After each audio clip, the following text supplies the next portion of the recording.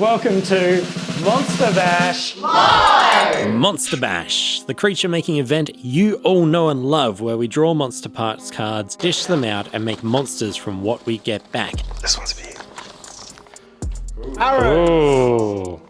Alright, that's me. And this time, it's live. Sorta. I crammed my internet friends from all over the world into a car, shipped them to world-renowned artist and YouTube person Jazza to make monsters in his studio. Not only was it surreal to be trapped, hosted in Jazza's making den, but we also had to create monsters in only 6 hours.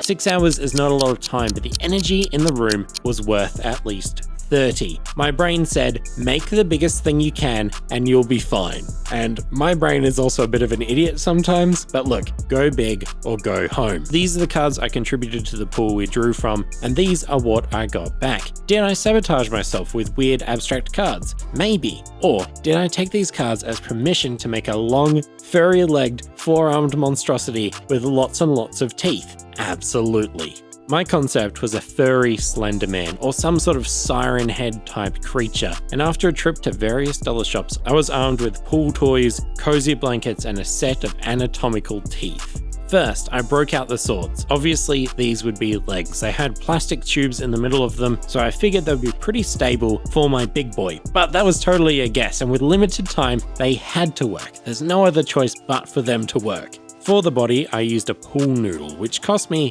$2, which absolutely baffles me. I try not to think about it, and despite the pool noodle's fun, unassuming exterior, it is in fact an amazing material. You can cut and shape it with a knife, it's pretty rigid, and so very light. Great for making big things, and that's why I made it my foundation for my creature. Wooden skewers were the unsung hero of this build, basically holding everything together as I went, because the hot glue, which, by the way, the first hot glue gun I picked up was half filled with crayons, which is such a Jazza problem to have. Anyway, the hot glue would just burn straight through the pool noodles, vaporizing whatever scientifically summoned foam monstrosity they were made out of, and in the end, all that just went straight up my nose. So, skewers saved the day. The arms I fashioned from costume tails, which I filled with armature wire so I could pose them. Originally, I was going to use offcuts of swords for the arms, which you can see right here, and just wear the tails as a bit of a gag, but turns out quite useful. I'm going for a cryptid, CSP, foundation, creepy pasta style abnormality here. One card I drew I interpreted as a crown or an ornament, so my creature sort of became this a bit ancient, godly thing using this weird mandala decoration I had found at the dollar shop. This monstrosity is 50 feet tall and hangs from the trees in the mountainsides where it resides, waiting for hikers to come by and wrap them up in its long, furry arms and feed them to its mouths. This is just a juvenile beast, but with enough food, it will continue to grow longer and eventually develop another set of teeth. You know, it's actually quite hard to be serious because the next shot is me making leather pants for it. Not only fashionable, but the duct tape is compressing the foam to make it harder and tougher to support the newly introduced weight. With 6 hours of time, you gotta use materials with instant results. Tape, hot glue, these are things hardly in my vocabulary. Not the tiniest of tools for the job, or the safest, I kept burning myself, but with enough of it, you can solve just about any problem. What if he woke up to the sound of 5, 4, 3?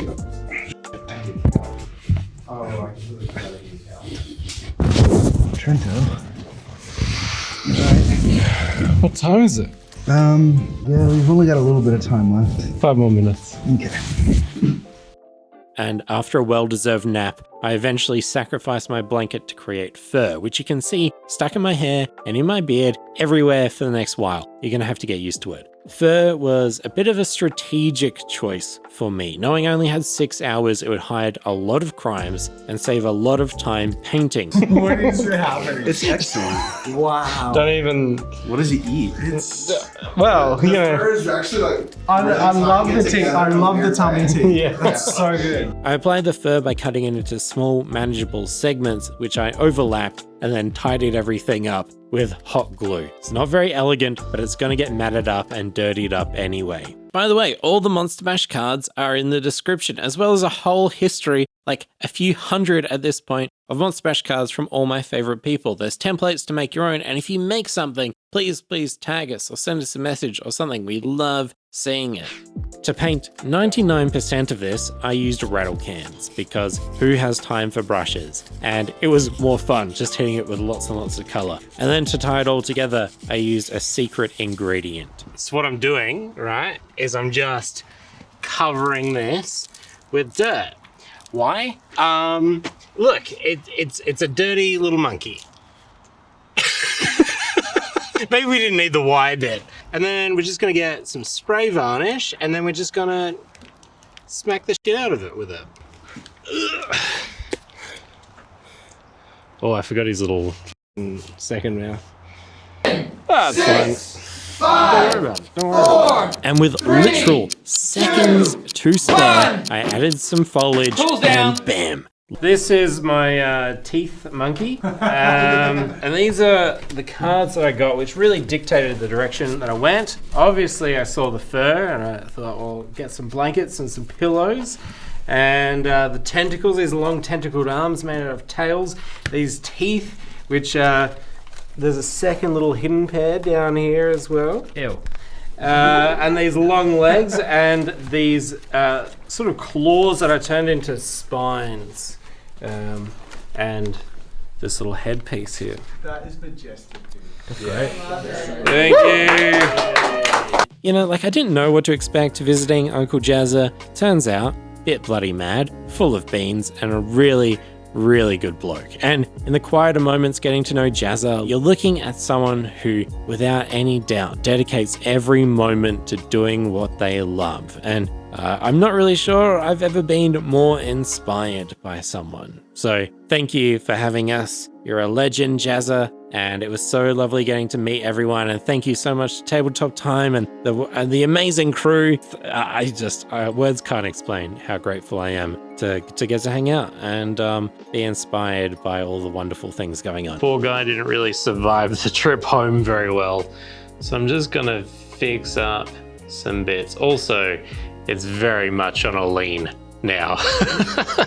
The support has gone a little bit, but that's okay. It's going in a glass case. For all you Arcane Ugly fans out there, I really want to put this creature into the game.